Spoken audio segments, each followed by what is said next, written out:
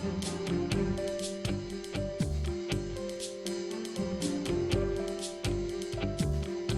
have to be in the light. So it's kind of weird because we're online too, so we have to wait for our cue.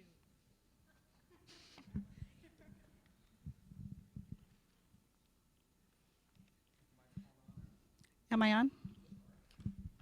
Got green light, we're good to go. We wanted to thank you guys for all coming today. I know it probably seems like short notice to you. We've been wanting to do this for quite a few months, and we just have had so much change and transition in our department that we didn't feel we were ready to have an all-agency meeting. We wanted to make sure what we presented, we were prepared and had thought everything through before we gathered everyone together for our first meeting. This is going to be our first meeting, hopefully of many, with the HR community. We want to get back to the collaboration that we used to have with our HR partners and SAO.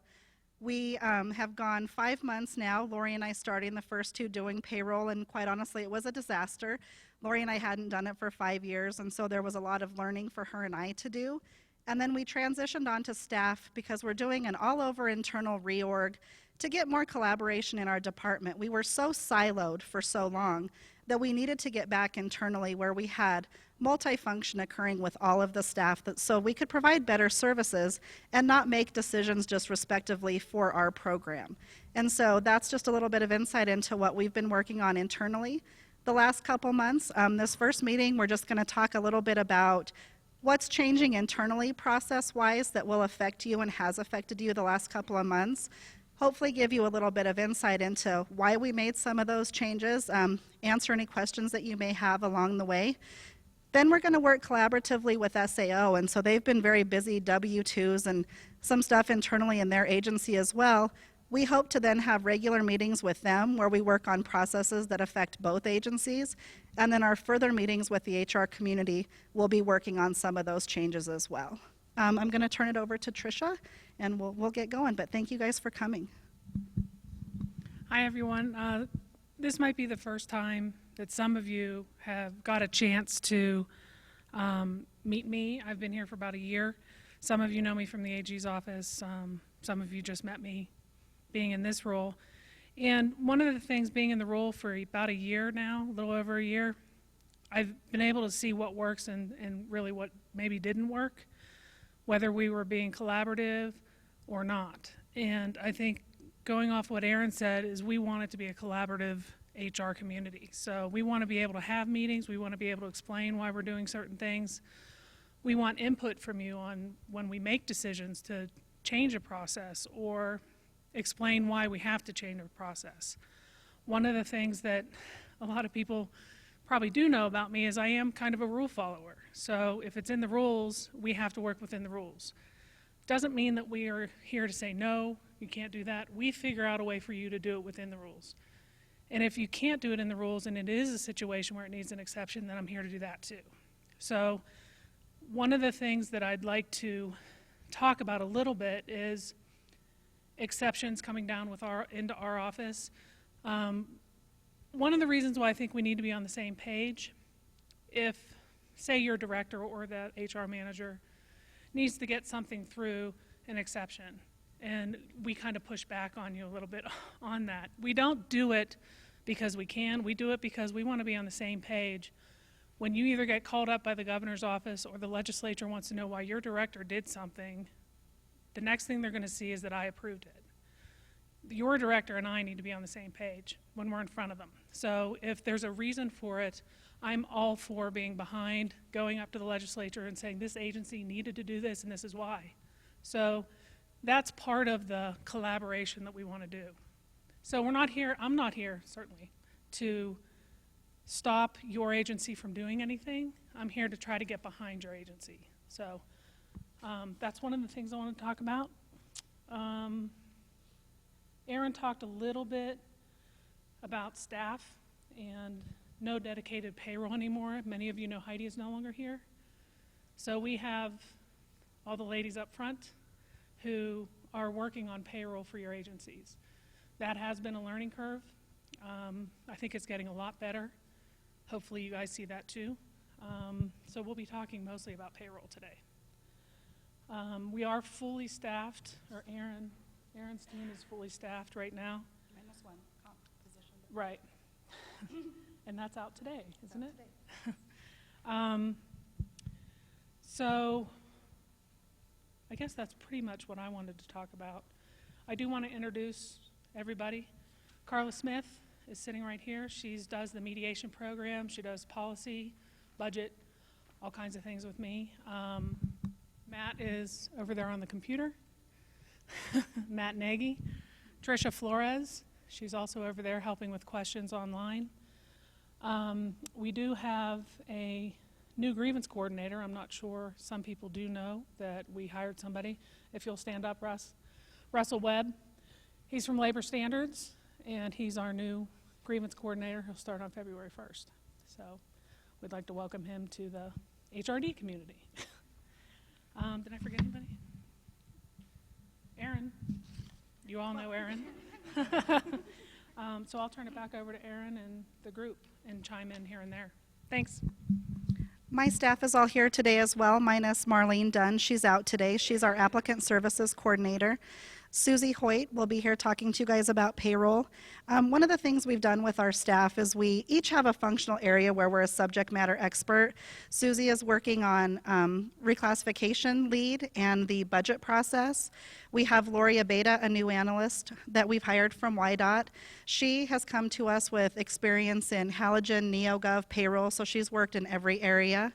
We have Stacy Romans that we've most recently hired from the hospital. She couldn't have come at a better time. She's worked in a couple agencies for the state of Wyoming. She also came from the hospital where they utilize Kronos and Halogen, and she was most recently performing compensation functions, which has fit in nicely with the retirement of Lori. We have Alicia Glover here, who is our recruitment NEOGOV system coordinator, also involved in payroll, rule interpretation, reclassifications.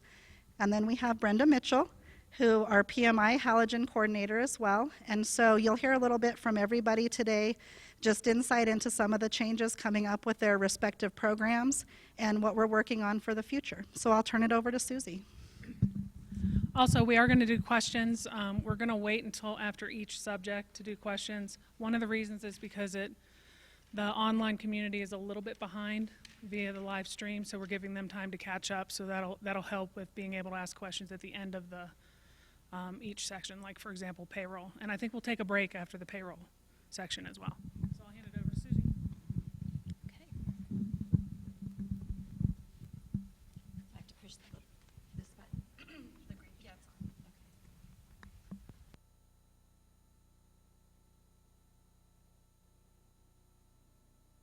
Today we're going to talk about payroll, NEOGOV, reclassifications, Halogen, exception requests, mail directives. That's going to be a kind of a change for you guys, but it's very important. Carla's going to talk to us about mediation, and then we're going to go into the agency analyst piece. So, as Aaron said, we have had some major changes in our group in the last few months. We've gone from one person doing payroll to all of our staff doing payroll.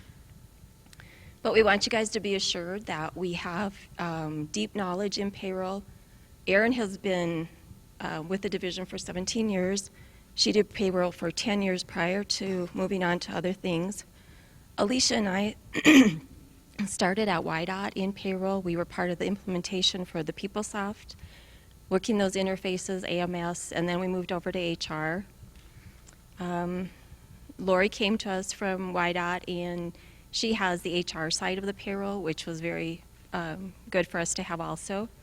And then Stacy's our newest one, and she's going to jump in next month, and she was exposed to Kronos and AMS. So we feel we have a very good knowledge base, and when we have questions, if we collaborate with each other, and if we still can't find the answers, we're going over to SAO and getting them from them, and they've been very helpful also.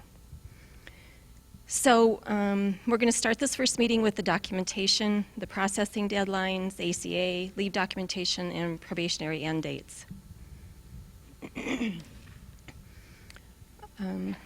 Our pay approval form in NEOGOV is for those positions that are recruited through NEOGOV. We also have an older version of the pay approval form that is out on our website. In the NEOGOV system, Alicia is adding a line for housing, cleaning, tool allowance, that we are going to ask you as, yeah. You can't hear me?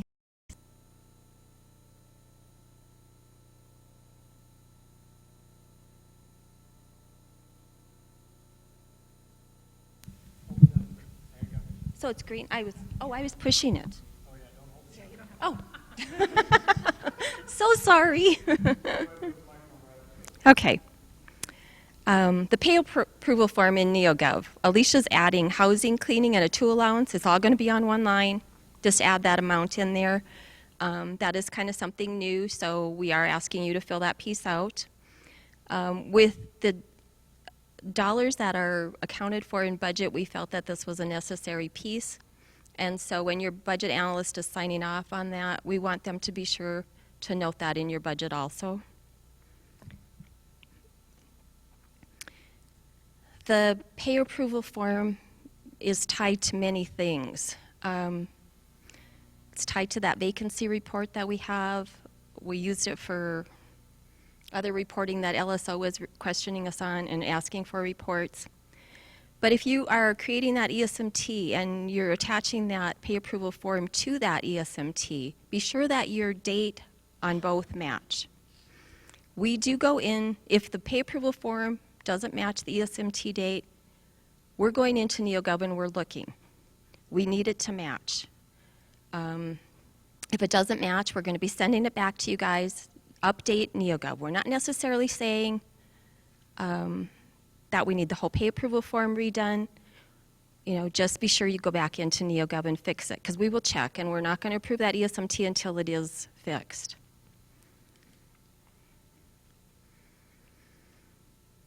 Also, if your salary's changing for some reason, you may need to send that pay approval form back through your budget, because if the supervisor and you are agreeing that that salary is higher but budget hasn't seen it, we need budget to see it again. So either have them initial that or, you know, actually sign the form again.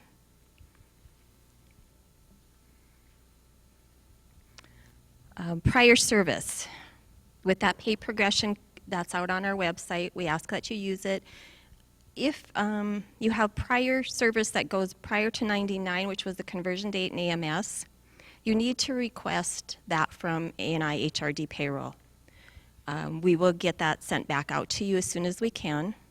But if there are dates in the system from 1999 forward, you can use those dates. You can fill out that pay progression on your own and send it to us. We're just going to go in and verify that those dates are correct. And if we find a discrepancy, we will, you know, work with you to get it corrected.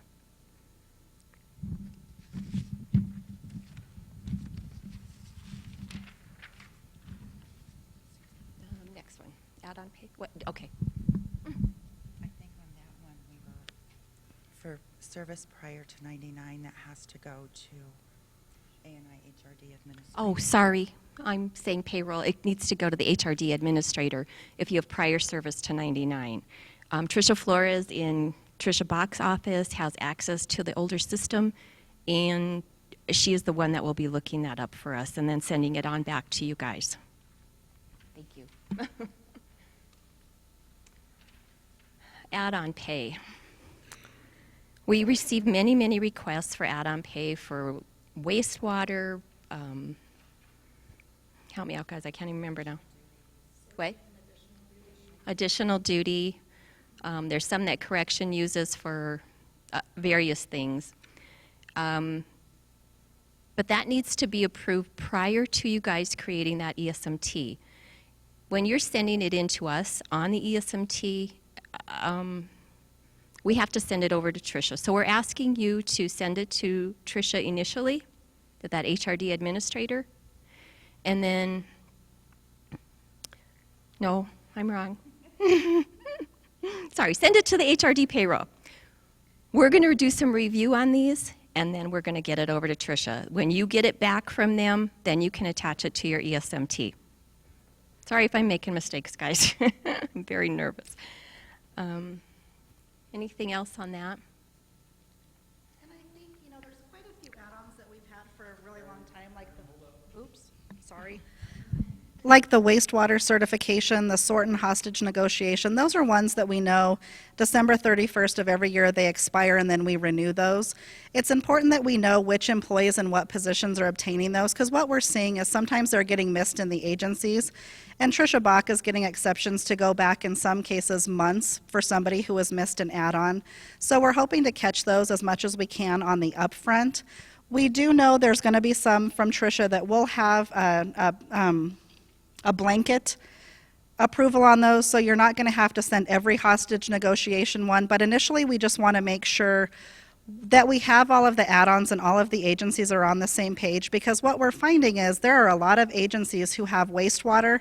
Not every agency is giving an add-on for that. So it is causing employees problems that are in those agencies not getting the add-on when they're working alongside somebody else in another agency who is receiving one. And so we have caught that there are some agencies not giving add-ons that we want to make sure consistently across the state. If we have an add-on for wastewater, we need to work with those agencies to make sure every employee is getting compensated appropriately and consistently with the other agencies for performing those similar duties. So that's one of the things we're going to take another look at and get our arms back around. And then once we are assured that everybody performing those duties has add-ons for similar type of work, that's when Tricia's office will send out the blanket approval, and we'll have that for all staff, so you won't have to be sending it every single time you do a new hire. But initially, we want to make sure we're catching all those, and we have found we are not. Okay, pay exceptions. Sometimes agencies need to request for pay to be above the MPP. You know, depends on what that classification is, where the market is for that classification out in the industry, and so we do sometimes need to make exceptions. You will need to provide the documentation as to why and the salary comparators within your agency, where other employees' pay is at, and then we're going to look across the state lines. Once we have our review completed, we're going to get this over to Tricia Bach for her review and sign or either approve or deny.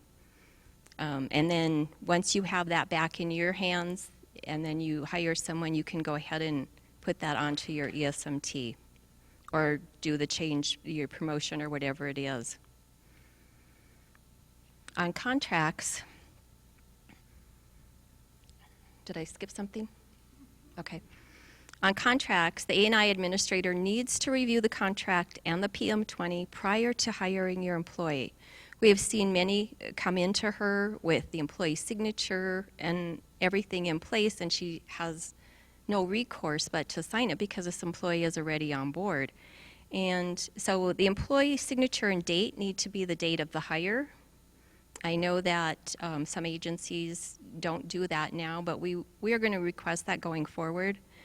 And then once Tricia has signed it and sent it back to your agency, you guys have had your employee sign it, then you can attach it to your ESMT when you're actually putting them into the system. Tricia, did you have anything else on contracts?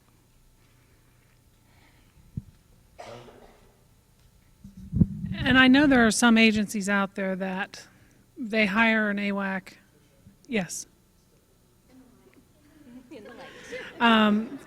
Some of the agencies hire AWACs, they get everything signed, and then that person doesn't really start for a month. That's something that is a little bit problematic for us, looking at the dates. As long as it's after the date of the last person who signs it, which should be the employee, then that's okay. So if you are an agency that has an AWAC that signs it in December but doesn't start, you know, working until April, or that's fine as long as it's after that date, and then it goes through the payroll process. Thank you. Okay. Payroll deadlines. We work very hard, and our sole job is not just payroll, so we have many roles that we play every day. That payroll processing calendar is available out on the state auditor's website. It's a very valuable tool for you guys, and we suggest you print it off so you have that available to you. The agency deadlines that have been established by the state auditor are going to be enforced going forward. We need that time to review those ESMTs, If we need to send them back, for further review on your side, we have that time frame in between there. This takes time to get that all accomplished. I know I had one last month that came in on the very last day, and by the time we turned it around, we were barely making the 10 o'clock deadline on Monday morning. That's stressful. So it's stressful for the agency and it's stressful for us. Another thing is we are receiving many actions with dates into the prior month. If you're hiring somebody on the 27th of the month, but you're not actually putting that information into the system until the very last day for the agency deadline, we may have errors, we may not have a pay approval that's right. There's many things that can happen, and you risk the part where maybe the employee is not going to get paid for that month. We try very hard, but and we've been very successful so far, but there's going to come the day where we're not going to be, and then it's going to be hard for that employee.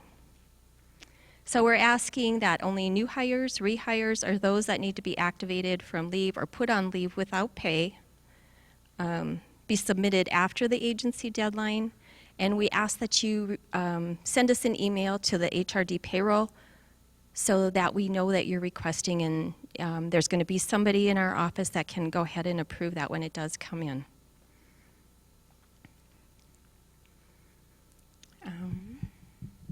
Anything else, you guys? Aaron? No?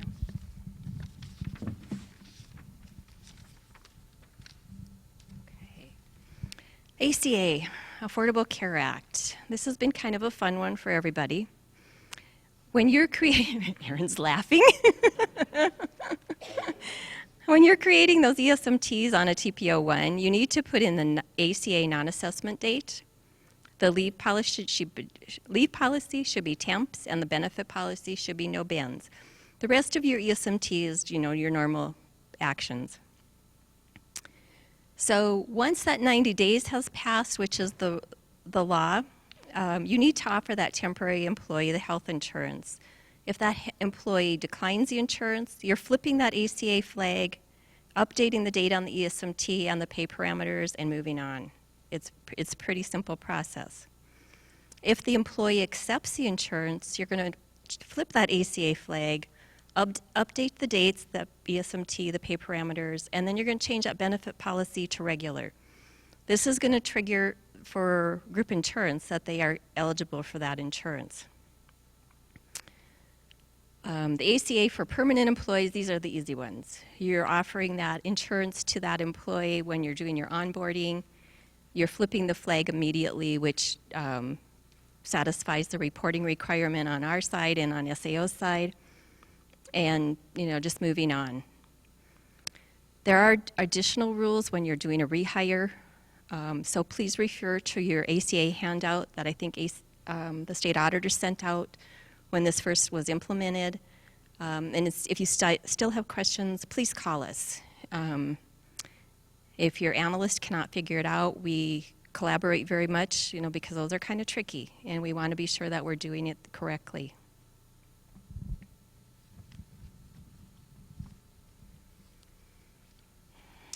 We get a lot of leave status documents, workers' comp, leave without pay, suspension, military, FMLA. We're still working through that. We are going to require in the future some type of documentation that's going to be attached to that ESMT. We're not sure what. We want to work with you as agencies to come up with something that's agreeable to all of us to cover that requirement. But we do feel that we need to have something. We have a few agencies that when somebody is on a dock situation, they go into that leave policy and make those adjustments. We can see that clearly, but we only have one agency doing that. And so the rest of the agencies, it's kind of a struggle for us. Not that we're not wanting to take your word, we just want to verify that everything is in place and correct. Also with probationary date changes, these are those instances where employees may have come to you, don't have a lot of leave, they end up on a probationary dock. we want to know why you're changing that date. We want to be sure that when that employee leaves our service, that there was a reason for that change. It may affect their retirement. We don't know. And especially when we're going back years and looking at different things, the documentation isn't always really clear, and we need it to be clear. We're going to be working on these and other parts of the payroll for future meetings, and like the action reason codes, reporting. And we want to work with SAO, and we want to work with you as the agencies. So that is all we have for payroll. So if you guys would like to ask questions, we are open to answering your questions. Yes. Earlier you mentioned that there's an expiration on add-ons and that we redo it every year.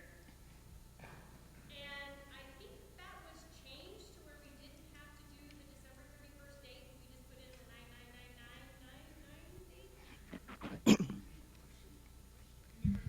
So Brenda from Corrections asked, I had mentioned that December 31st we review all add-ons and they expire. Brenda's question was, you know, they're now taking the expiration date out, they're putting it in 999. That is true. We don't have agencies putting in the expiration date. We are still reviewing those annually in our agency just to make sure we have our ducks in a row and make sure we're reviewing those on a regular basis to make sure they're still appropriate. We have found a lot of add-ons that were temporary for temporary assignments or other situations that have gone on for quite a long time that probably at that point need to be moved into base pay. So the once a year internal review is in our office, so you don't need to add an expiration date, but just know we are still reviewing that annually in December. Yes. Somebody else had a question over here?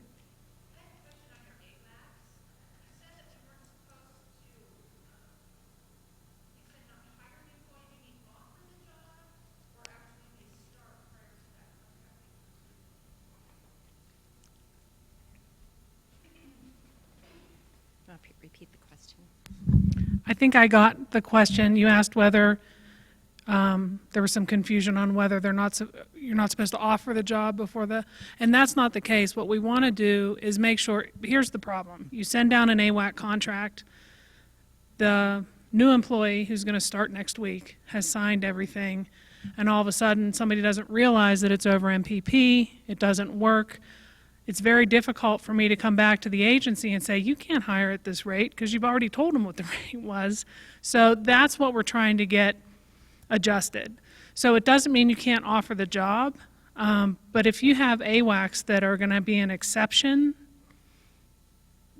to the comp policy, which I know there's question on what class code they're going to be, we look at it, say for example you hire an AWAC that's similar to a BAS 07.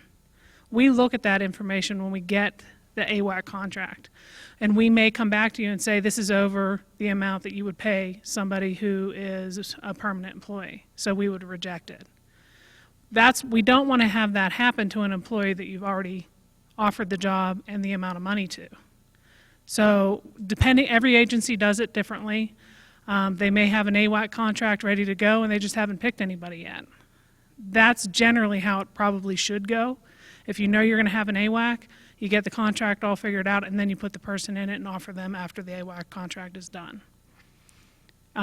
Everybody does it differently. So we can work with the agencies. What I don't want to have happen is our office saying no, which is rare, and the employee has already counted on starting tomorrow at $15 an hour when in fact it's going to be $13.50 an hour. That's what we want to stop happening for you and for us. So if the agencies have a different process and you want to talk about, we can always talk about that, but we don't want to have a situation where the new employee is getting mixed information.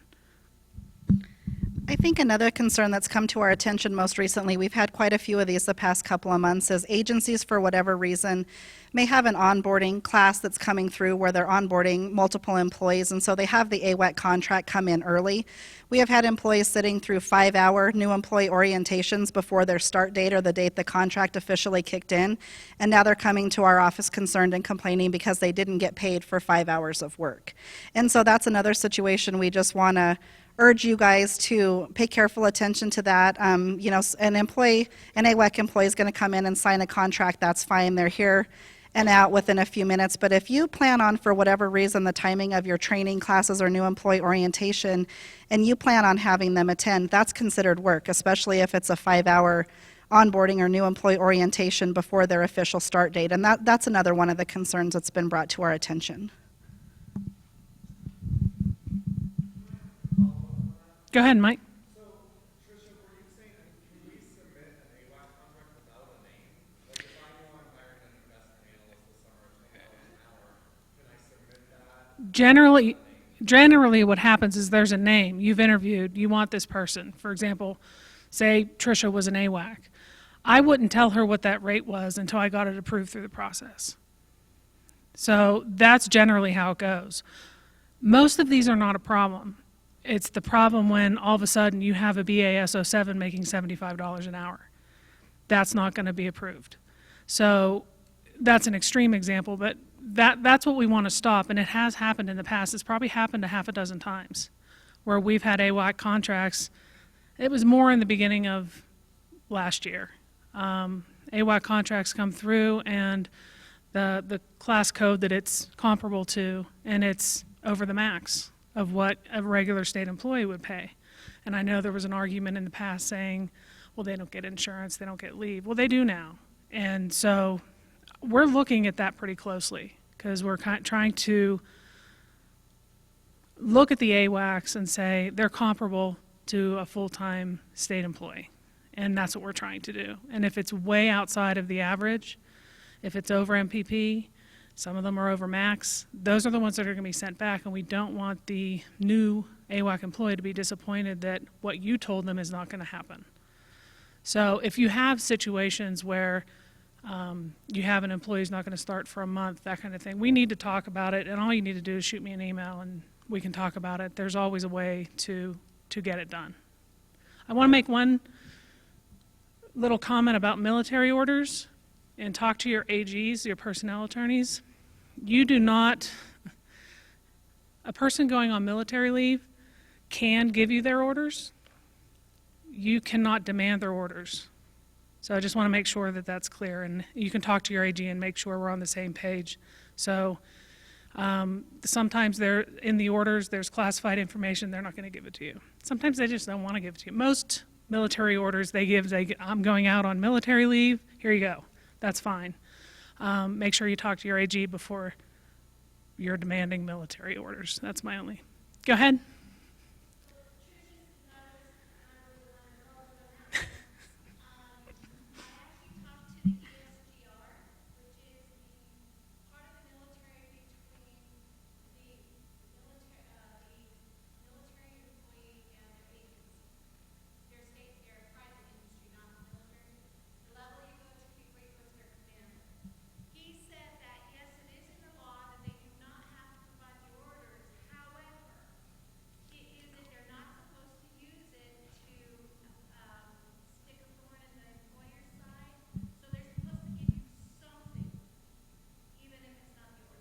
And I'll repeat what she said, is that she had checked with a couple agencies, and I'm not going to remember what it was, and they agreed that you cannot demand the order, but they can't use it as a sword against the employee.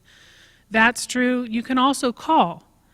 You can call their commanding officer, find out who their commanding officer is, and verify. So, but again, you talk to your AG, make sure we're all on the same page. I just want to make sure we don't leave here and then people are demanding orders that technically you could probably get in a little bit of trouble for. So that's just a side on the military orders, just because we were talking about it last week. Anything else? Mike. So just to clarify, because we talked about TPO ones and we talked about full-time employees for the ACA flag. So on AWACS, flip the flag like they're a full-time employee, correct? If they're more than half-time. Oh, sorry. Repeat it for me, Mike, please. So we talked about full-time employees and TPO ones, but for AWACS, we flip the ACA flag. Okay, Mike is asking on an AWAC employee if we're flipping the flag. That's going to depend on the percentage of time that they work. If they're over the half time, the 0.5, then yes, you're going to flip that flag. If they're less than half time, you're not required to. And by no means are we experts on the ACA. We are learning. And any other questions from our audience here? And Matt, do we have questions online? No? Okay. One of the other things, when you guys are reviewing your ESMTs, please go back and look at it. We've changed years. This is 17. We've had some documents come in dated 16, which has caused a few issues. What else? What?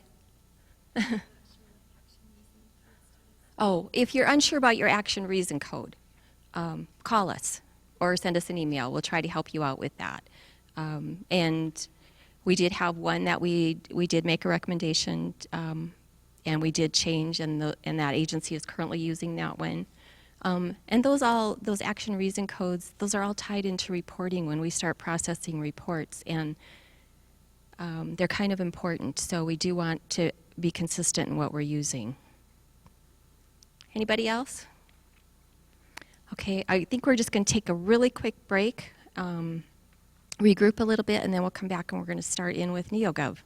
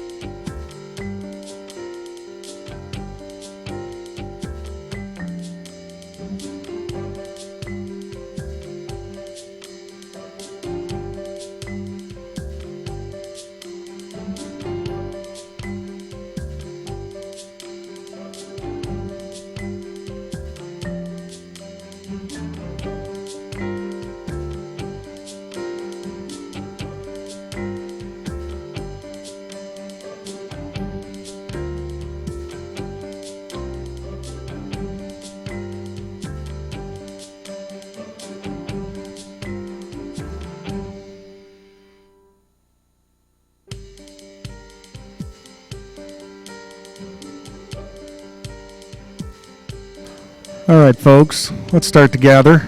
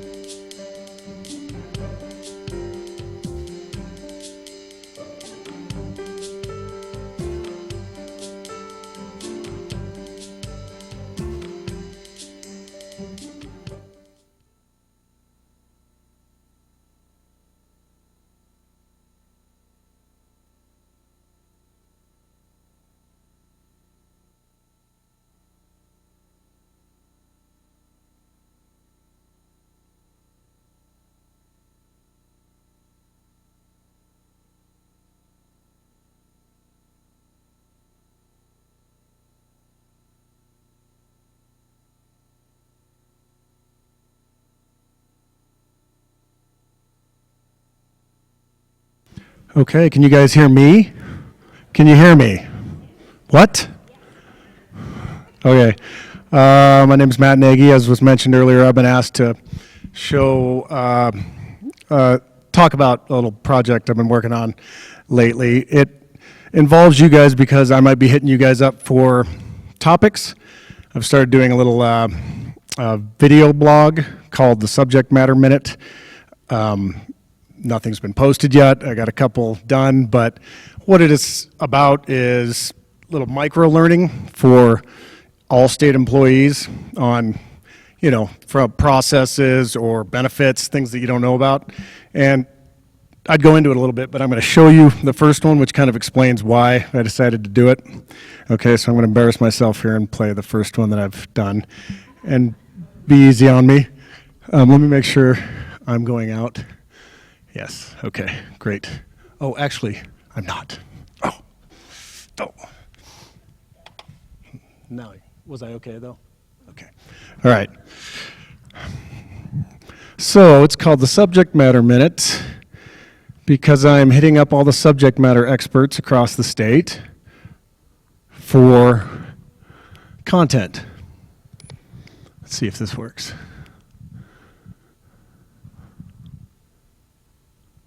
Come on. It will. Okay.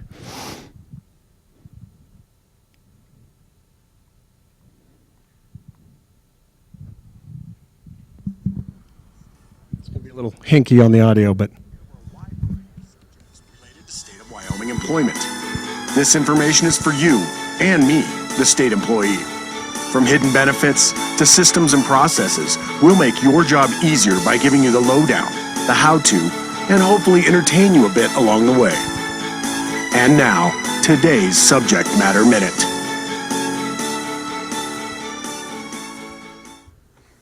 Hey, welcome to the first episode of the Subject Matter Minute. Thanks for joining me. Honestly, thank you. It's not only the first episode of this show, it's the first time I've ever done a video blog. So I'm hoping you'll bear with me, be nice in the comments, and, I assume I'll get better over time. One of the ideas is that I'm going to try to edit as little as possible, so I'm going to try to get through the stuff fairly smoothly. I'm assuming that I'll have a hard time. There'll be some, slip-ups, but that I'll get better at it. We'll see how it goes. All right, so there's two reasons I'm doing this video blog. One is that in the 3 years that I've worked for the state, I have 15 years service, but a bunch of that was university employment. So in the 3 years that I've worked for the state, I keep coming across these little things, like benefits or processes that I didn't know about or don't know how to do.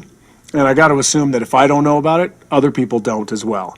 So I thought this might be a cool way to get that information out.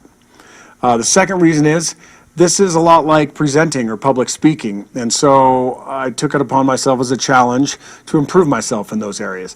I know I'm just talking to a little camera, but in reality, I'm talking to an audience, so there's some of the same stuff, All right, so those are the two reasons. I'm going to try to do this as a weekly episode, and that's going to partly depend on the subject matter experts out there getting me information. And now I'm going to kind of give you a call to action, okay? Because the stuff that's most important is the stuff that's on your mind, all right? So if you guys have something that you can help with, something that you do that would help other employees, or if you have questions, or if you know of a topic that would help employees across the state, if you could email me or put it in the comments, I would truly appreciate it. I have a long list of subjects, but the ones that are, the top of your mind might be the best ones to hit first. So feel free to comment and help me out in that area. All right, so without further ado, let's get going on the first subject matter minute episode, and it's on longevity pay.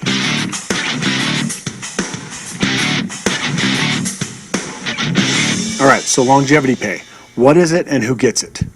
Well, I found out about it kind of on accident. As many of you might know, I stream trainings and courses and meetings sometimes. And there was this one, I was probably about retirement or something. And I was working, so I wasn't really listening. But I suddenly heard something that, made my ears perk up and realized that it might have something to do with me. And so then I listened, or at least I watched the video afterwards and was like, what is this longevity pay thing, and am I getting it? So what it is rewards for people who stick with the state, for those who work for the state for a long time. So specifically, after 5-year blocks, you get an extra $40 a month to your check. So after 5 years of service, you're getting $40 a month added to your check. After 10 years, you're getting $80 a month added to your check. After 15 years, $120 a month added to your check, and so on. So it's a really nice benefit. And it's automatic. That was the other thing. I'm glad it was automatic, because if I would have had to fill out paperwork for it, I would have never known and probably never have gotten it. So it just happened. So how do you know if you're getting it? Well, first of all, it's automatic. So if you're past those milestones, you are getting it, unless somebody screwed up, which I've never heard of. So you're getting it. But you can look on your pay advice. In the upper left-hand corner, it'll say long. Okay, so that's the abbreviation for longevity, and should have a dollar amount after it. You can also look at in your ESS system, and right below your base salary, there's one for long, and it'll show you how much you got. So, it wasn't like, when I found out, it wasn't like I suddenly was making $120 extra a month, because it had automatically started, but it was really nice to know, and I think it's a great benefit. So, you've made it through episode 1 of the subject matter minute. I really appreciate you making it to the end and listening. I would love it if you would pass on the information to others, the link to my channel. I would love it if you would subscribe to my channel. That way you'll know when there's new stuff made, okay? So subscribe, pass the word, or get the word around. Send me your questions. Send me the things you'd like me to cover. And I'll see you next time on the Subject Matter Minute, Episode 2.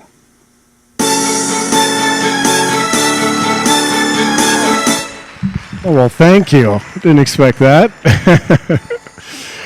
So anyways, as I said, I'm going to be hitting you guys up for topics, and please email me, or once you get this, once I actually go live, throw it down in the comments. Instead of mean comments, go ahead and put down topics and such that you'd like to see. All right, thank you very much. All right, so next we have Halogen. NEOGOV. NEOGOV. Okay, I think should go back to There we go. It's live. Are you going? Yeah, you got to hold this. All right. I gotta put on my glasses. I can't see. Okay. All right, no problems hearing me, right? I'm not as timid as Susie. Okay, so NEOGOV, we don't really have any major changes. I just kind of wanted to go back over basics, and we understand you're all busy. You're all really busy, just like we are. So if we can get things right the first time, that's better for all of us, because it's less time that we're going to have to spend sending it back and forth and things like that. So the first thing that I would like to mention is that NEOGOV is directly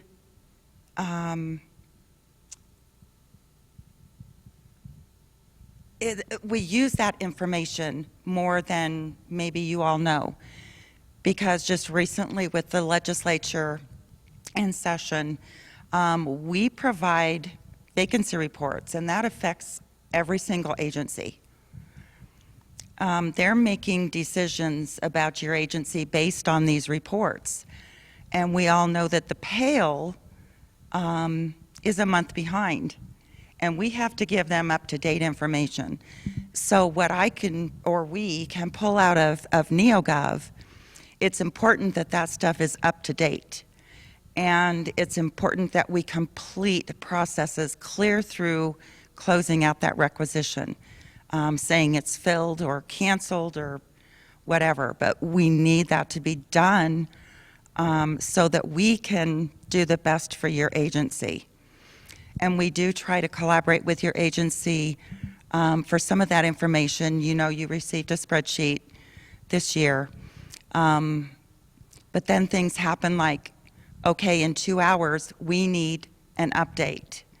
And we don't have time to send it out to you all. So we have to, we're basically guessing. And we're getting that information from NEOGOV and either filled positions, hired positions, or positions that are currently being recruited for actively. So we just wanted to explain the importance of NEOGOV and how that works along with AMS and that higher information and the importance of all of that. And we really, really appreciate your assistance in keeping that information up to date on a daily basis. It doesn't take long. I know, you know, we all get interrupted. We have to go on to something else. Things happen. So sometimes it's not easy to do that all right this minute. But if you can add it to your checklists, if you use checklists, anything like that, that would remind you to do that, that would be helpful. And it's just for your protection because we're providing that information and people are making decisions based on that information. So we want to make sure that that is the most accurate that it can be. So anyway, on to the next. Hey, you all saw that there was a kind of an update and insight, right? Things looked different one day. We all we all logged in and went, what? I don't know if I didn't stay on top of that well enough or they just slipped that in on me, but it really didn't affect navigation much or anything, but there is a new OHC coming out. It's been released. I've opted right now to not implement that yet because we're working on updating the manuals. It is quite a different look. There is different navigation. I think you're going to like it, but we want to have all the information out there to help you with that when we make it live. So hopefully we can get that done soon. Is everybody doing okay with the new Insight look? We haven't seen any issues really, right? Okay. Okay, so we already talked about closing out the requisitions. Also, if you close a recruitment without fill, or there's some kind of error in the recruitment, so we end up closing it and then you post another one, please remember to go back into that requisition and change that status to canceled so that that's not showing up as an open position. Because that, I ran into that as well. So today, we've been working on a checklist. Basically, this checklist mirrors the checklist that we use internally when we review your job postings before we release them. There are a few things that we do that, of course, we didn't need to add to yours, but we've posted this out on my links in Insight. And we ask that maybe you take a look at this, keep this available when you're creating your job postings, because these are the exact things we're looking at, and we're going to be contacting you or sending it back saying, you know, please fix this. So it's just kind of a reminder of how things should be, and we're hoping that this checklist will help you do that so that we can all save time. I'm going to out my staff right now. You guys are going to start getting emails from particularly Marlene when you're doing your requisition, sending it back and relaying you guys back to number 7 for an error that you corrected. I have extremely nice staff. Marlene is one of the kindest people you will meet. She has been making these changes for everybody on a daily basis, sometimes taking an hour to 2 hours per requisition or recruitment to fix spacing, typos, or some of the issues that are in here that we're looking for. Now that we are fully staffed and we are now multifunction instead of singular function, much to my staff's dismay, Marlene doesn't have 2 hours to do everyone's recruitments and fix the corrections for them. Not that you guys have been making major errors, but there have been things that are coming in that are very time consuming on the front end. So we have a consistent look and feel of our website as all of those recruitments are coming out. So this is actually something I've implemented. It's going to be a surprise to you all when you see how many things were corrected. It's not to add more work to you, but it's unfair for us to be sitting here changing everything and then you guys not even knowing that there were errors or some other way to be doing it. So I think it's a way for us to all know how consistently recruitments need to go out, what it is that we're looking for, and then we're not spending time one way or another making a lot of these corrections, because you guys will know the right way the first time how to do it. And so we just wanted to get that out there too, because in your defense, you weren't given a lot of this information we're looking at. So I just wanted to out myself. This is me, and my staff was kind enough in the past to do it, and unfortunately we just don't have the time anymore. Okay, so if you start hearing from Marlene Dunn, you know why. So anyway, this does tell you what things we're reviewing and that are important for us to be putting things out consistently statewide. So please go out to my links and print this. Keep it handy when you're creating your recruitments. And if I could just mention something, I'm not outing anybody. We do a lot of duplicate postings now because we've built up our different classifications in our agencies. So when you're duplicating a posting that was created, early 2014, there have been quite a few changes since then. Questions have changed. Sometimes MQs have changed. We've added information in the supplemental information as far as like the EEO, the ADA, that weren't there in that very beginning. And then we receive those postings and they don't have current information. They'll have a different analyst's name on there, so it's assigned to somebody that it's not supposed to be. We'll have dates of 7/1 of 14 to 7/16 of 14 as the open and close dates. So it's just become very obvious that sometimes postings are being duplicated but not reviewed then prior to submitting that task for us to release them. So we just need to go back through them really quick and make sure that information is all updated. And it doesn't take that long. It's much easier on your end than after it comes to us. So we appreciate that. Thanks, you guys. Okay, there was also, I don't know if anybody's seen this yet or noticed this. We just made a revision to our one question. It's a disclosure question that we add to each posting in the supplemental questions.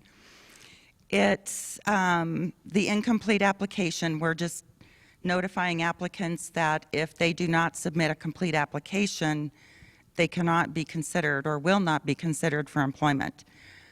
So we've added to that because we have some agencies using now the E-Verify.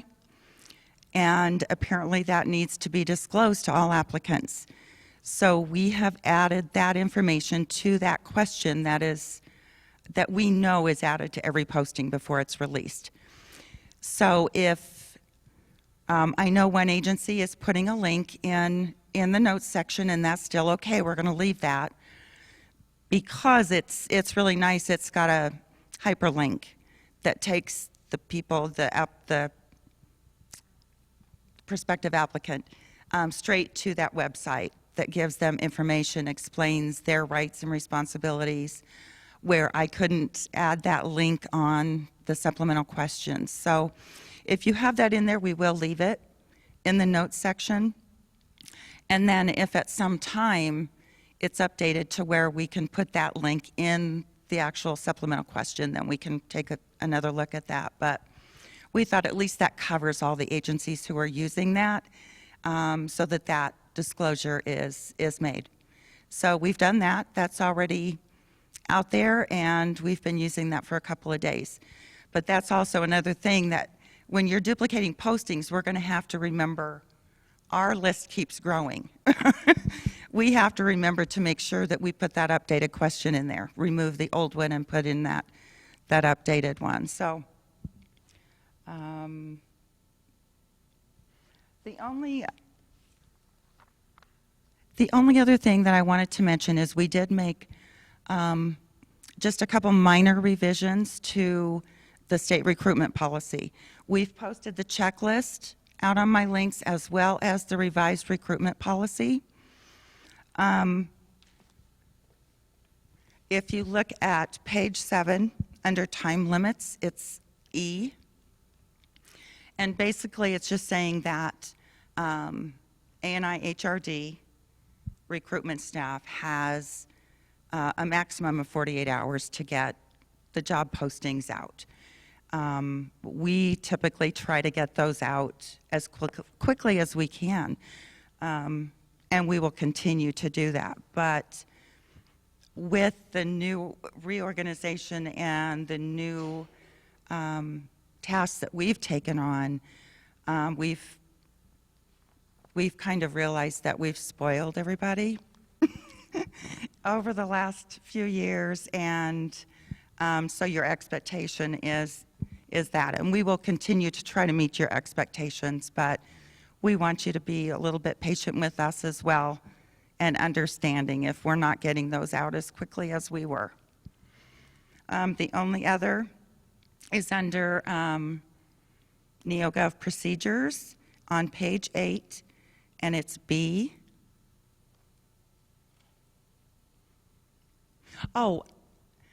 It just says, we added to the statement that says you need to complete the NEOGOV process. I just added in there, you need to complete that process through the hire and the entire, all of the steps in the manual, which means we added the requisition. You know, you've got to change that requisition to filled or canceled so that we can pull accurate information.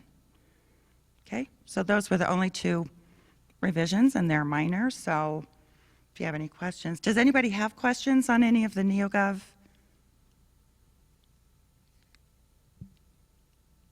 No? Matt? Anybody there? Okay. All right, thank you, everybody. I also wanted to follow up on what Alicia said on fully utilized, and I think a lot of you saw the vacancy lists. And I wanted to kind of explain that a little bit. We don't volunteer vacancy lists at any time. We are generally asked by the legislature in one form or another. We do our best to make sure that's accurate. And the first time it went through, I think you all got a list and we asked for feedback. The second time was about 2 hours, where they wanted an update in January. So that's a little stressful for us, because a lot can happen between December 23rd and January 12th. So we do rely on NEOGOV and try to make our best calculation on what might be hired, what might be actively recruiting. For example, last year, around this time, we lost 2 positions that were filled for the same reason. The vacancy request came in November.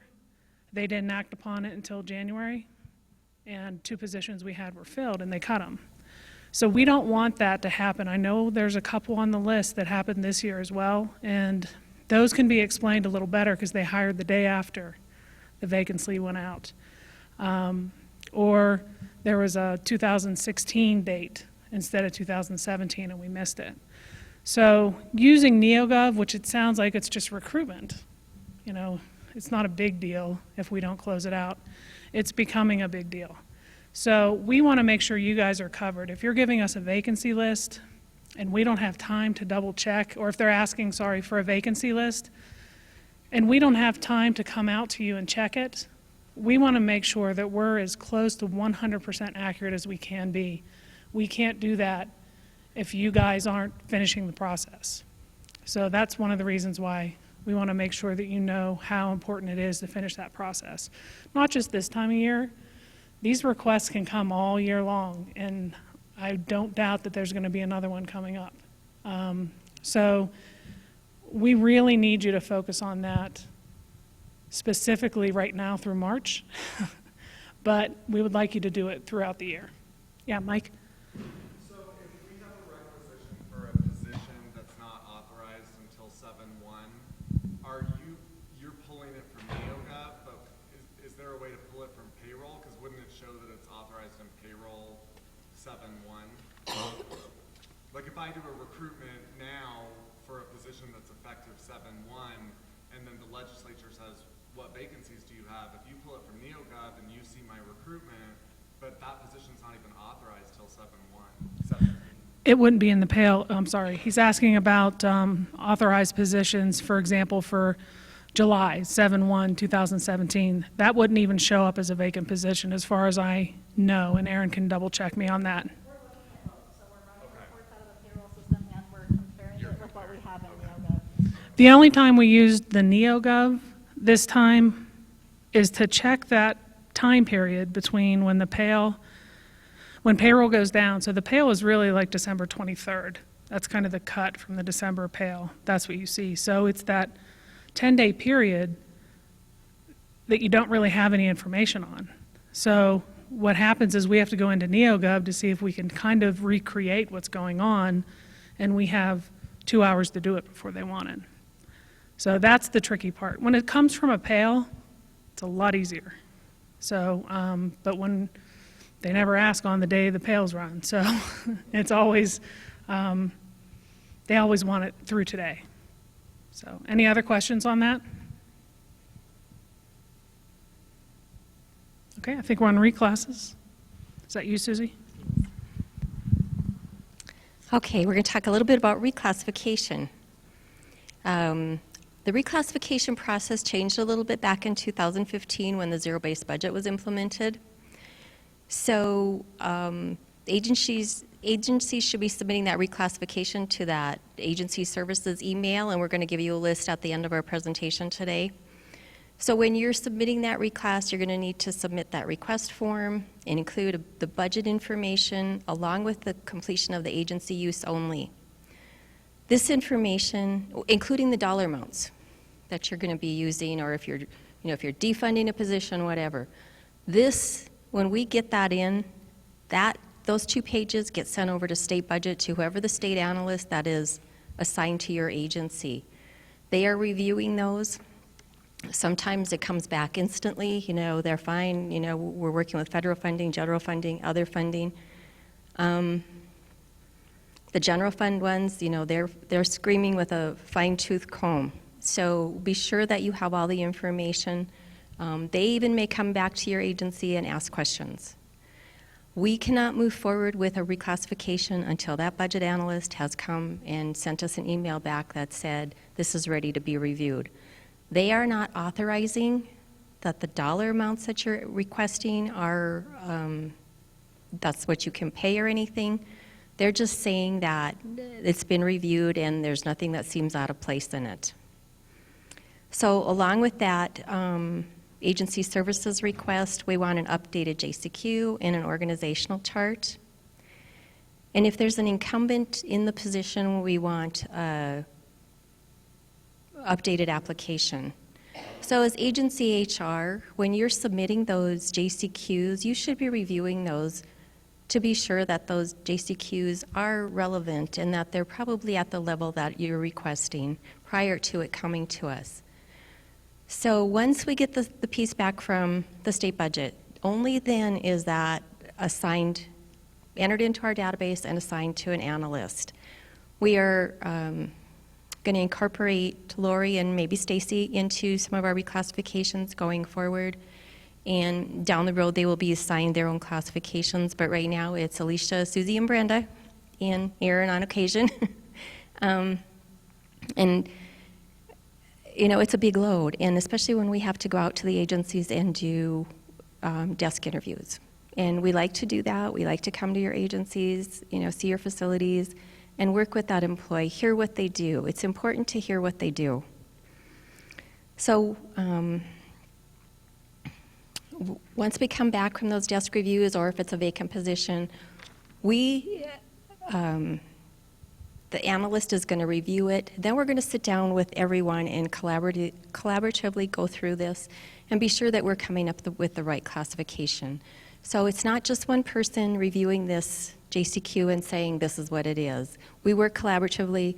We look at other agencies, what their positions, you know, in like classifications are, and we want it to come out right for the agency. We strive really hard to work with the agency and get what they're wanting.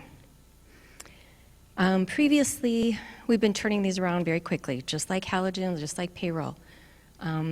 Classification takes longer. It really does, especially when you're having to do some investigation into other agencies, like classifications.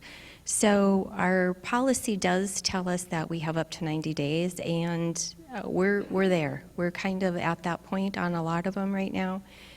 But be assured we're working on them as fast as we can, and you know, we have some that we know are very critical, and especially with the vacancy, we were turning some around kind of quick for those agencies that were in question, just so that we knew that they could get those out. But overall, we're trying as hard as we can, and so again, we're asking for your patience. When you're submitting all that information, be sure you have all the required signatures, because we won't start without the required signatures also. Any questions on reclassification? Brian?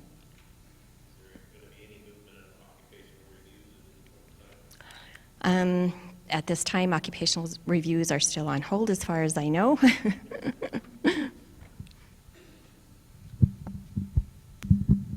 We tried last year to, Aaron and I think Kevin, with budget, in collaboration with budget, to try to get the white papers up and explain why we need to do these occupational studies. We can't have them on hold forever. We don't have a good answer for you on that. We would like to do all of the classifications that are in question. The problem is we don't have the go-ahead for that. So we try on occasion and send them back up. So far, we really haven't had much luck. And with the environment right now, and I know there was a question about the Comp Commission meeting, and I remember that discussion as well. It's not the best time. I mean, there's not a lot of directors that want to go stand in front of the JAC and explain why they want to give everybody raises or they want to change classifications for trades, even though it's needed badly. So we continue to work on that from down here. You guys don't see that. We try on a regular basis to get those white papers up and get some approvals, but as soon as we find out anything, we will let you know.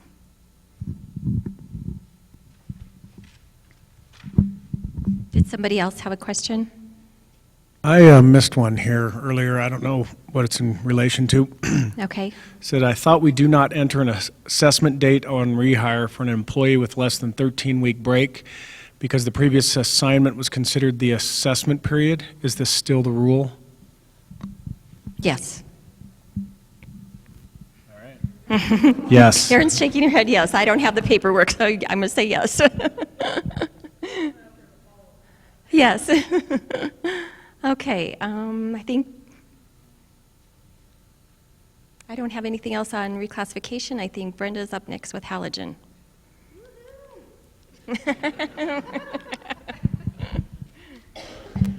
Hello, everyone. I know I am part of your favorite program in HR. Thank you. Yes, it's always depressing going to these reclass meetings and they say, so what else do you do over at A&I? I'm the PMI administrator. And they say, oh. Okay, so most of what I plan to talk about today is review for everybody. I want to push the importance of those user threes. All of that supervisor information for each employee needs to be kept up to date. With the new design of the Payroll, it's a little bit more cumbersome. I've had to recreate some of the processes for building the import file into Halogen. And I know Lori Eikheim had contacted a couple of agencies last month to kind of get some corrections made on the user threes. Hopefully all of those got done because I think I had 4 outright errors this last import, which is great. Those were 4 employees that were reporting to themselves, so good for them. Always. But the other thing that we have too are some blank user threes. Generally, those are new hires that it just got past the whoever's doing that user three setup. They didn't get the supervisor's position number into that field 4. But that is very important. That helps speed the import process when I am trying to get everybody connected. Trying to do that for 8,600 people is difficult at times. I do know that there are some that are intentionally blank. So generally those are your deputy positions. Those are generally going to be blank. But otherwise, those do need to be updated whenever there's a change in the structure. Another thing that I would like to ask you to do, I know most of you, when you're setting up those email addresses for new employees, for rehires, name changes, and when you're sending those over to risk management and retirement, if you could just CC the AI HRD PA, that way I'll have that updated email address when I do the imports. That will help speed things along so that we can get your employees activated in the system. Okay, and that's kind of a precursor to some additional information that I'm going to be asking for. Talent View, if you've been around for a while, you might have seen the pilot of Talent View a couple of years ago. What Talent View is, let me get to my notes so I can tell you the actual description. Talent View is a visual representation of the people and reporting relationships in Halogen. It's in an org chart type format. It's not meant to take the place of any org chart programs that you're using, but it's a great visual way to examine the reporting structure as well as providing to-the-point statistics quickly. Some of the fields that we would like to populate as part of Talent View coming back are the building name where the employee is located, address, street address, and then work phone numbers and even fax numbers. That way you can use Talent View as a directory, even for those employees that don't have an email address. It's kind of neat. If you didn't get to see it last time, I'm kind of excited to, Matt and I are working on a neat little video to reintroduce Talent View. It's a really great visual page in your Halogen program. It will also help you identify those people who are reporting to themselves or didn't otherwise have a user 3 set up, because they'll be up with your HR proxy. So another part of the talent view is the employee profile. There are a lot of different fields that employees will be able to go in and put in their education, certifications that they've received, languages that they speak. That will help your agency when you, say you have a customer come in who speaks Portuguese. Maybe there's somebody in your agency who also can speak or write and understand Portuguese. Looking in Talent View, you can identify those people who have those foreign language skills and can help you serve your public even better. So the last thing about Talent View is the photos. And I know that that was kind of a bone of contention when Talent View was previewed before. We are making the pictures optional at the option of the agency director, executive staff. We will work on a way to get all of those pictures uploaded if your agencies choose to do so. But we kind of wanted to talk about the reason why the pictures are important. Photos are our best identification tools. When you work in a small agency, Cheryl with the insurance department, there's 27 people in the building. If there's somebody there that doesn't belong, you know there's a stranger there. But in the larger agencies, it's a sea of faces, and you don't always recognize those people who don't belong. It's a good tool for people to identify those people who are in a different division, maybe in a different city, maybe if they're not using a picture on Gmail, or they don't have an email address. This is a really great opportunity for your directors also to see all of those faces of the people who report to them. The other part of that, and Tricia may want to jump in on this, it's not just a safety issue, but disaster recovery is another thing that is really being focused on. So I'll let Tricia talk about that. Some of you might be familiar with what Homeland Security is doing. I think it's called like co-op or something like that. I know enough to be dangerous about it. But your directors are aware of it. And what they're doing at Homeland Security is trying to get contact information for state employees in the buildings. Talent View can really help with that. Imagine if there is some kind of issue in a building or just in the town, and they're trying to find people and make sure that they're safe. If we have Talent View turned on, boy, that's a lot easier for your director to say, hey, these are our people, and they're in this building. These are our people, but they're over in this other building.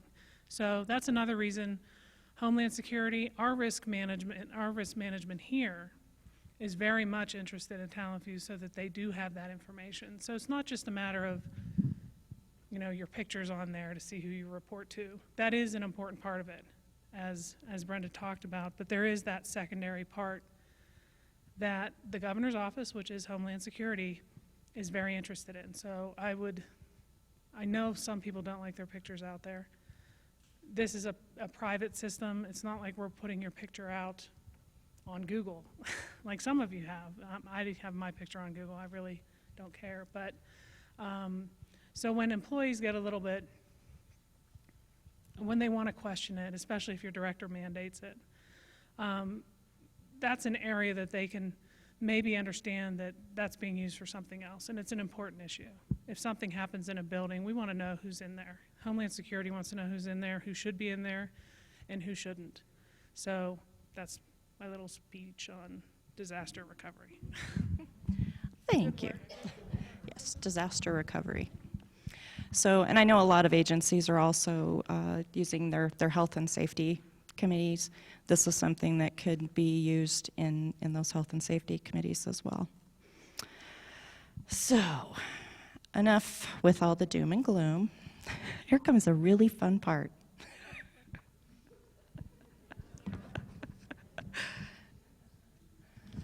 Midyear's coming. Okay. So our midyear coaching phase will begin March 1st. And because April 30th is on a Sunday this year, the midyear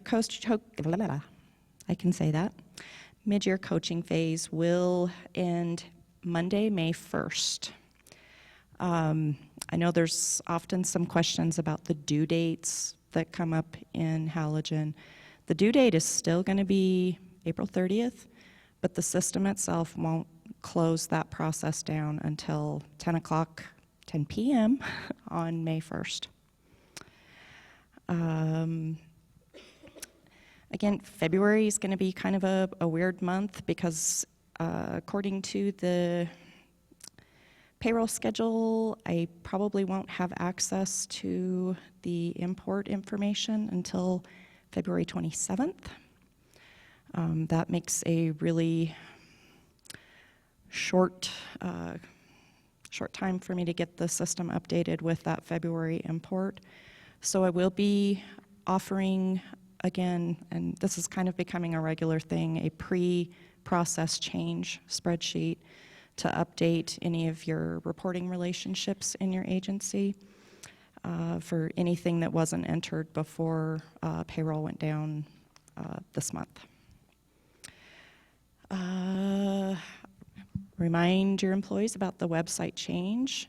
I did want to mention that I don't know if you have explored the Halogen site on the new web address, but it is infinitely faster on my side, so I hope that that alleviates any of the problems that you may have had with your employees saying it's lagging and it's sitting here spinning and spinning and spinning. A lot of that should be alleviated with this website change. I also wanted to mention that evaluation is falling on kind of a weird daytime for the end date. September 30th, which is when the evaluation phase generally ends, is on a Saturday. So again, we're going to extend the phase to October 2nd, which is that Monday. September 30th is on a Saturday. I want to reinforce the 90-day rule, and this is as good a time as any to start reminding management when they're looking at structural changes, as far as reorganizations and things like that, to make sure that you have accounted for the 90-day supervision rule before you're moving employees from one supervisor to another. Also be aware the PMI supervisor training. Anybody who has not completed that training by June 30th, they will have their direct reports moved to the second level. And as far as the participation in the evaluation phase, we need to be aware of the hire dates and rehire dates.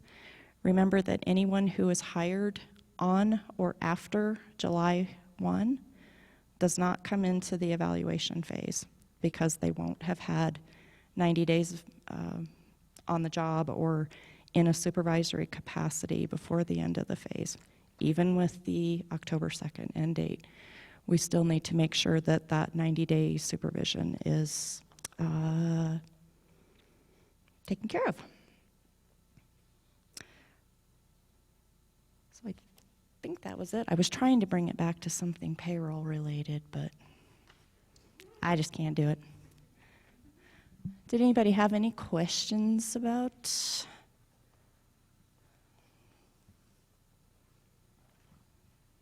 Any questions? Oh, come on, I was wanting a bunch of questions. Mike? So if someone's going to be out on maternity leave starting March 10th, they would want to make sure to get it done before then.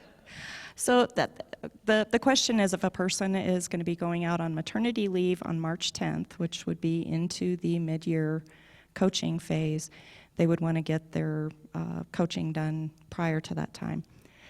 Yes, however, and most of you know, we do have a process in place for people who are going out on protected leave. Now, if it is FMLA approved leave, then we do have a process where they could conceivably finish that process after they return to work.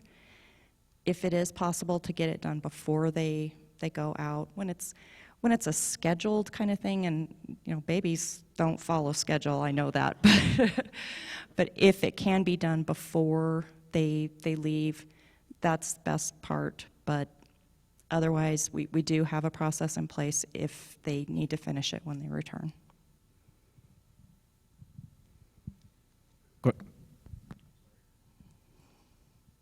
There's a question online. Okay.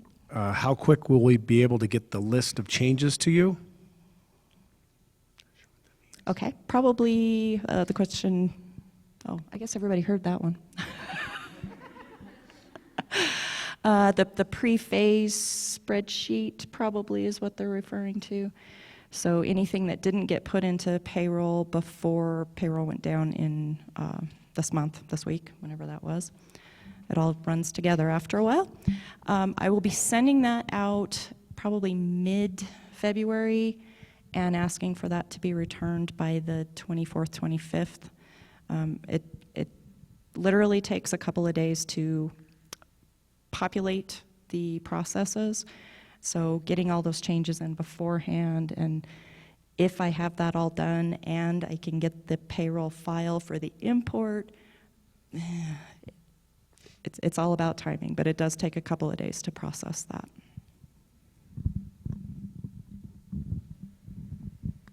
Any other questions? Do you have a question? Yay!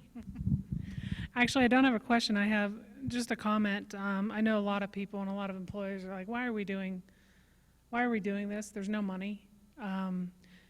The one thing that I would say, and this is not coming from any legislator, this is not coming from any director, but Brenda and I were talking about it yesterday. You never know when there is money 2 years from now. You don't know whether the legislature or they're going to mandate and say, you need to go back 3 years and let's average what their performance evaluation was for the last 3 years. That's a possibility for them to do. So I think that everybody needs to kind of be aware that just because there's no money now doesn't mean there's not going to be money in the future. And they could tie it back to the years past where, nobody really cared, everybody's competent. There we go. Make it quick. Everybody, meets expectations.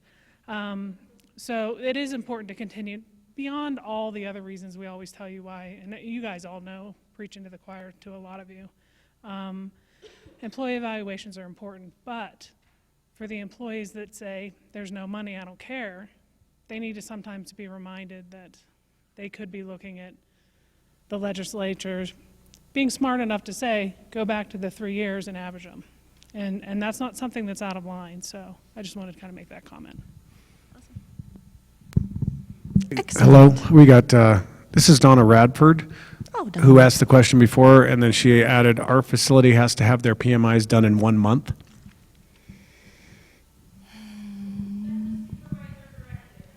Right, right, so maybe the warden says he wants all of those done by that time. So the pre-process changes that I was referring to, that happens before March 1st. So hopefully everything is in place. On March 1, they can just zoom right through and get them all done by the end of March.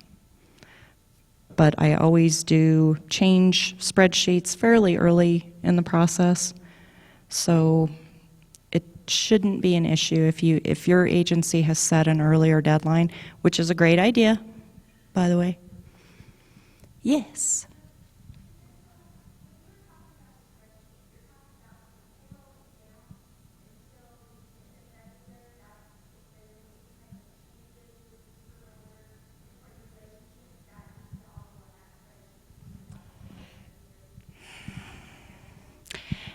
It would not have to go because, oh, sorry. She's asking if all of the changes that happened from the time payroll went down in January until through February, if those would have to be on the spreadsheet. They would not have to be, but know that the import, if you've updated the user 3 and I do the import, I still may not get the import in, maybe February 5th before I actually get that import into Halogen, which means those reporting relationships are going to be wrong for the first 5 days. So are your supervisors going to be upset that they don't have their people correct? I leave that up to you. I will import the changes from payroll, but if you want them correct when it opens March 1, then they have to go on the spreadsheet. Very good.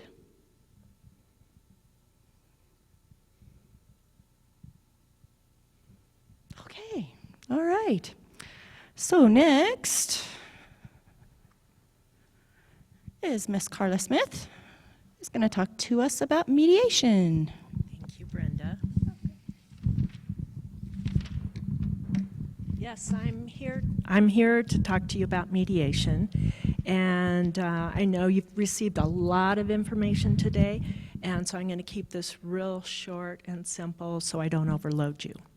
For those of you that don't know me, I'm Carla Smith. I work at HRD, and I received my certification in mediation from the University of Denver in their conflict resolution program. And one of my current responsibilities or duties at HRD is to manage the mediation program. And currently, there are several agencies that have their own mediation program, but most do not. So this state mediation program is to service all agencies. I have, since I've started, taken over the mediation program, I've been working with Lucy Pauley. I think most of you probably know her from the Department of Agriculture. She does a lot of ag mediation, and she's been helping me to refine and improve our current mediation program. As you can see from the slide, see from the slide, mediation can be a valuable tool to assist in resolving employee conflict and diminishing employee workplace conflict. As an HR professional, you're often the first person that is contacted about workplace conflict, employee-employee, employee-supervisor, a group of employees, et cetera. There can be a lot of permutations to that. And this will really help or can help in the right circumstances. So I want to ask you to consider offering employee work mediation when it's appropriate and you think that it will help. And it won't be appropriate in all situations. Anna Hutchinson, are you here? She's over there. She's with A&I Agency HR, and she's also certified in mediation. And she's going to be assisting me because I would like to ask all of you, I'll be contacting you after the legislative session finishes in March to see if I can schedule an appointment at your agency with you or other HR people that are interested, as well as the supervisors that might want to know more about mediation. So what I'm going to be doing at that meeting is specifically in the discussion, help you identify when it would be appropriate and what mediation actually is. So I hope you'll be open to that and find that a service that will help reduce some of the things that you have to do as HR. I provided a couple of handouts. Oh, and they're back there outside the room on the table that you did the sign-in. So please feel free to take those. One is a flyer that you might or may put up in your agency if that's allowed. That'll help employees understand what is happening and what mediation is. And the other one is a listing of frequently asked questions that might help explain kind of the ins and outs of mediation. I also have other information available on the HRD website, and it's under employee resources. So please feel free to go there. And I really appreciate your time. And if you can, if you have any questions or I can help you with anything regarding mediation, please contact me. My contact information is on the flyer, and most of you know who I am and where to get a hold of me. So thank you very much.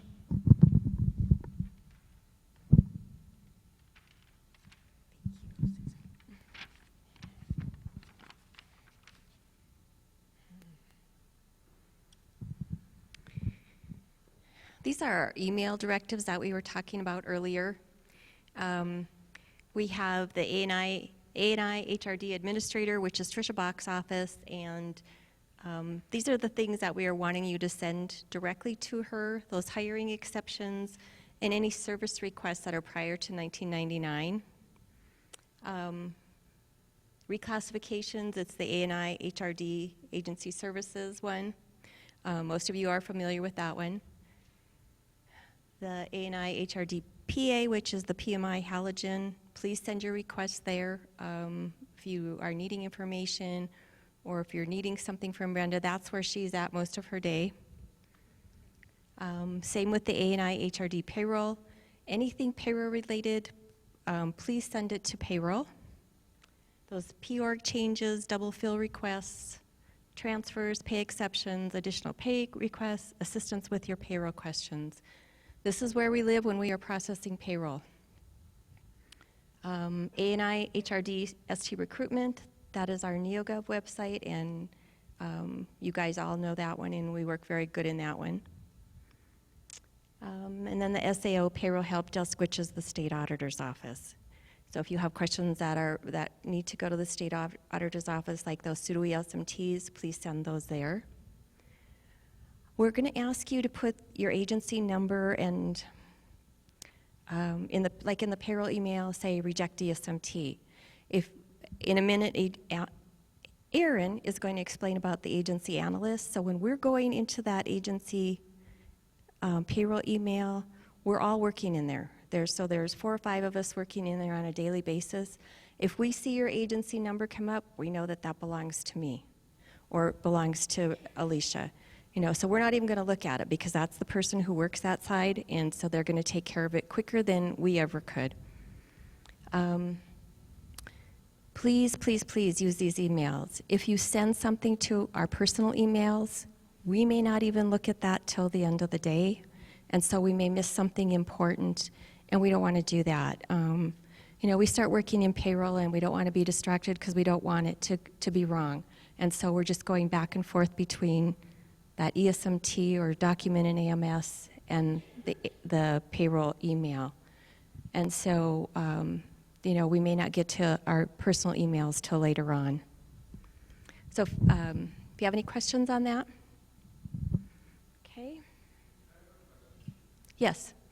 So if there's other email addresses that, like today I sent one to HRD, NEOGOV help, so we just shouldn't use those other email addresses? No. I would set that to ST recruitment. Yes. NEOGOV help. Yes. Yes. Matt was asking if there are other email addresses that are out there like NEOGOV help. Please send it to the ST recruitment. That is where we're going to be looking for those emails. Agency analysts.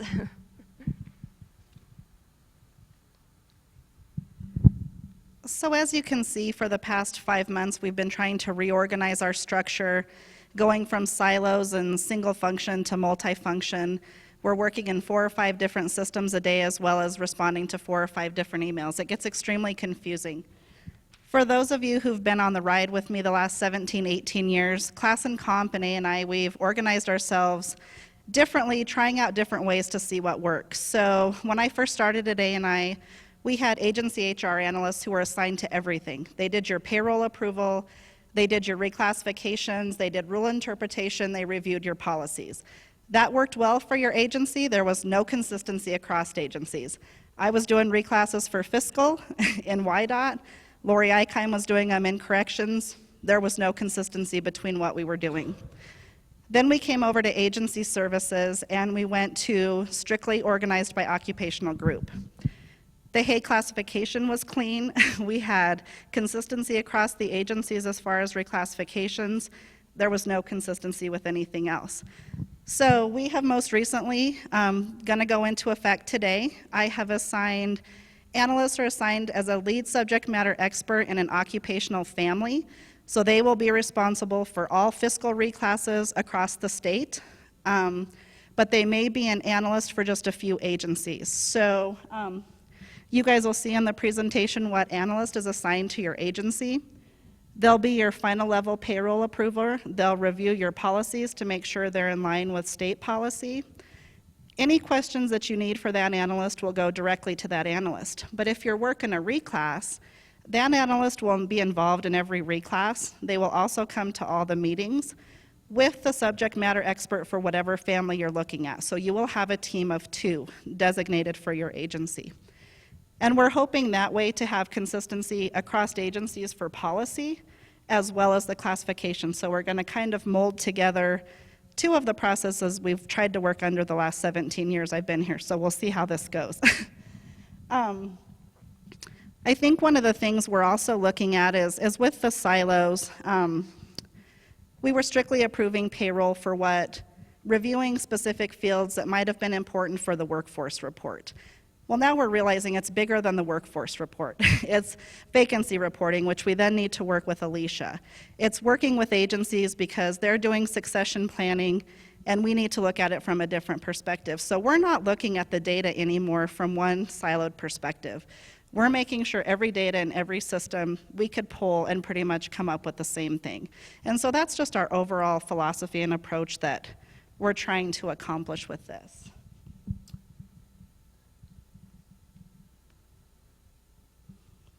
The importance of the emails is everybody has access to the emails for every agency.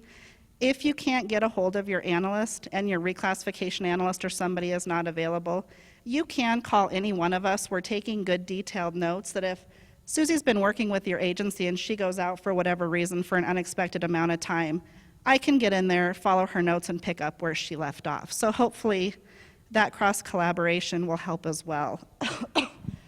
We are meeting as a staff every Wednesday.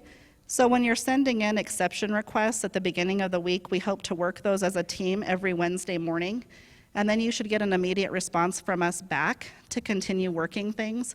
So just know Wednesday mornings, if we're not available to you, we're in all staff meetings together, working difficult reclassifications that we need collaboration, answering payroll questions, trying to clarify discrepancies and that sort of thing. So we are doing that every Wednesday as well.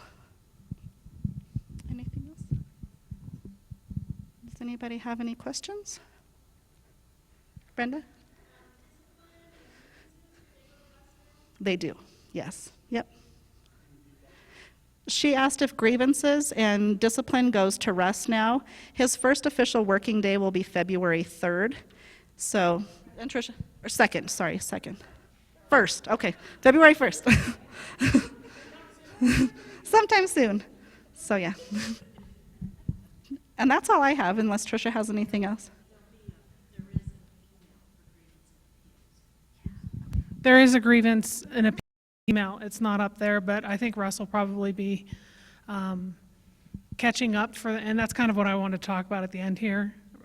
He'll probably be catching up probably the month of February by the time the legislature is gone. We anticipate Aaron Russ and I coming out to the agencies to talk with the HR managers and the directors, or their deputies, whoever they want to send, to talk about collaboration when it comes to the personnel rules.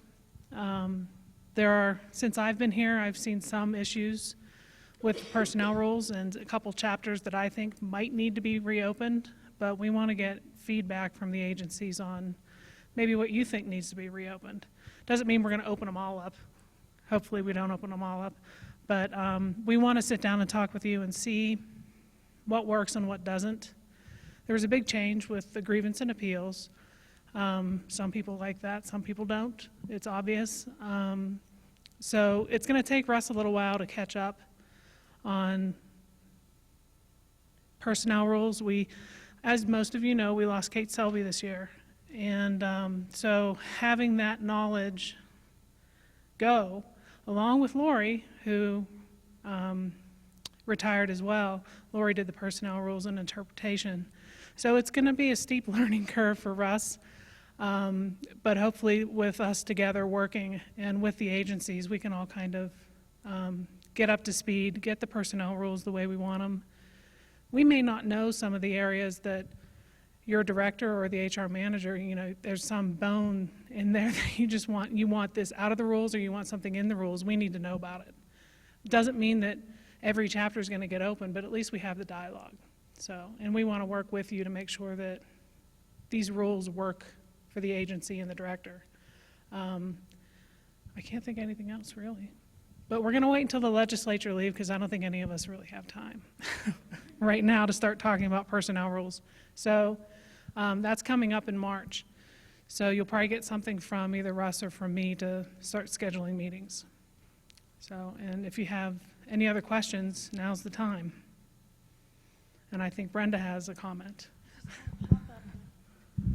Okay, so the talent inventory survey, just to kind of follow up on that, I have each of the agency packages put together. What I'm waiting for right now is the performance metrics reports from Halogen. They have those report people that slice and dice and Julianne Fry. They don't have those reports back to me yet. So as soon as I have those, I will be wanting to schedule Aaron and I to come out to your agencies and talk to your directors or deputies, whoever the director is designating, and the HR manager to go over what those surveys revealed. And I think you'll be interested in seeing some of those responses. Okay? Are you the master of ceremonies? A little bit. If you guys don't have any additional questions, we really thank you for coming out today. Yes?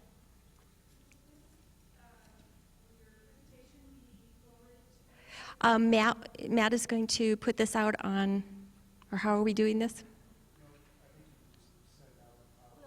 Oh, we will be sending out the PowerPoint by email, yes.